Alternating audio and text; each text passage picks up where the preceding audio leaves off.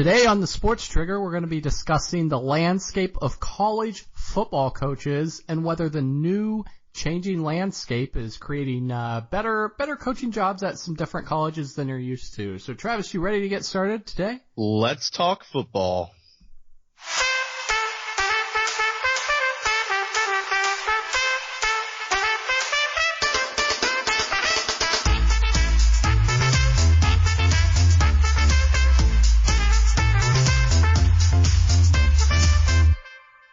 Welcome back to the Sports Trigger, everyone. Today we are discussing whether there's a shift and a big change in what teams college coaches actually want to go and coach for now, just since some time's passed on. So, Travis, let's take it away here. Do you think the jobs that every coach covets has been changing, or is it kind of the same as, even 30 years ago?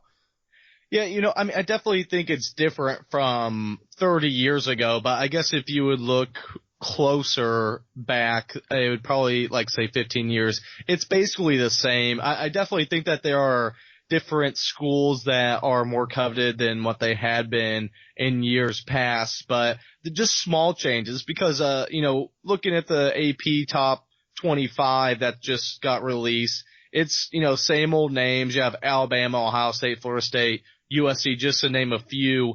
But, you have some in there, Clemson. If you go back 30 years ago, Clemson wasn't a huge name by any means. Washington was probably so-so. Now they're on the up and up. Wisconsin, I guess they were pretty consistent back in the day, but they're a little bit more coveted now, or I should say consistent. And there's a couple teams that you could sprinkle in there that may be affected by social media and the way college landscape is these days, but I definitely think it's pretty much mainstays for the most part. Yeah, I tend to agree on this because really, like you said, when you're looking at the college coaches, top 25, AP top 25, you look at Alabama, that's always going to be a coveted coaching position. And even though they had a little bit of a dip, especially now with the way Saban's got it and just their past, Alabama's always been a way of I want to go coach there. And it's a destination to go to. You can get players to go there. Ohio State has obviously been a mainstay for a long time. Florida State, especially ever since, Bobby Bowden was there, it's been pretty much a place that you want to go and coach because you feel like you can have a lot of success.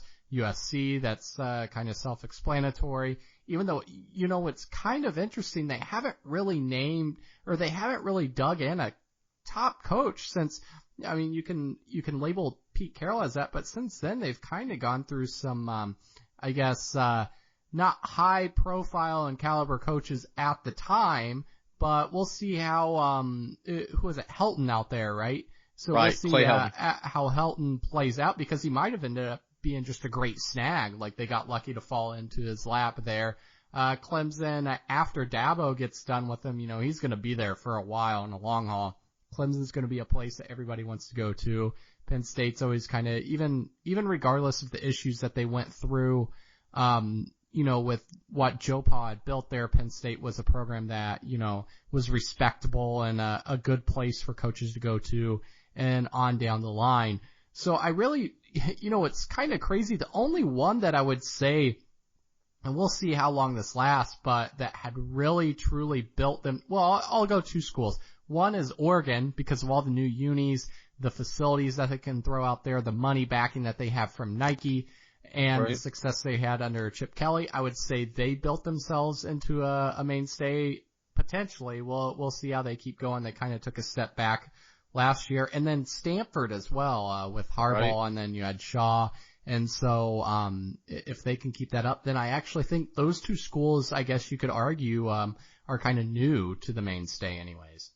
Yeah, and actually looking at the top 25 preseason, I would throw Okie State in there as well.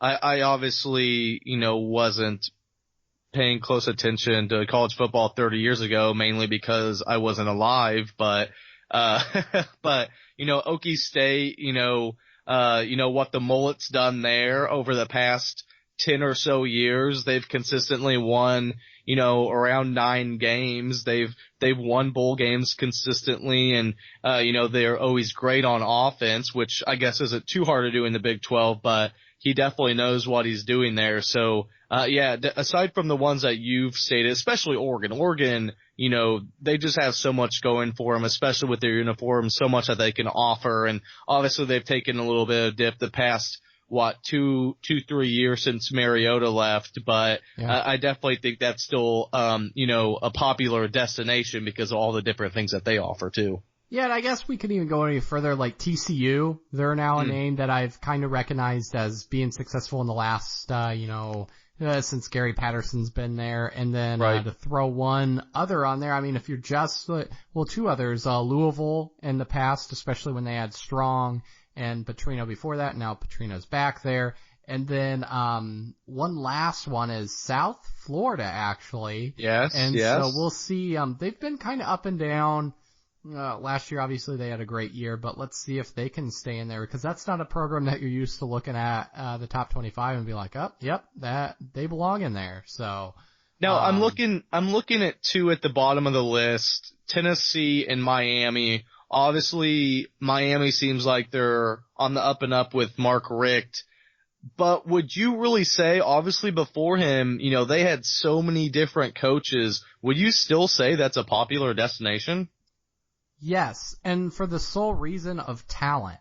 So, Florida is rich in talent. You have the history of the U and talent.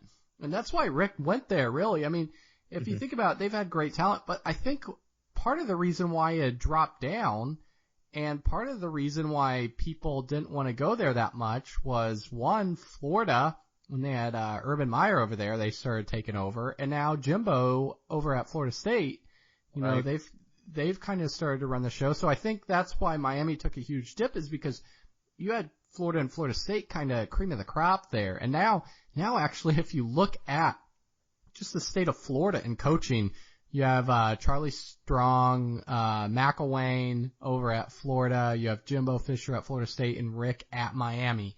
That's tough to beat in one state. And I'm not adding Kiffin in there, because, he has a lot to prove left as a head coach. He hasn't really proved it, but Butch Davis, right? Oh, yeah. Butch Davis at what, FAU or? Yeah, I think it's FAU. Yeah, I couldn't something believe like when that. we saw that, when we're looking at maybe going to UCF, and throw in, Scott Frost too, because I think he's an up and coming coach. He could be, yeah. We'll give him a little time to play that out, but, for the most part, mainstays, there's probably, a handful of teams that are starting to creep up there that's different, that you're used to seeing in the top 25. But it'll be interesting to see. I want to see some of those teams that are creeping up stay in it, because it's always good to see a random new team.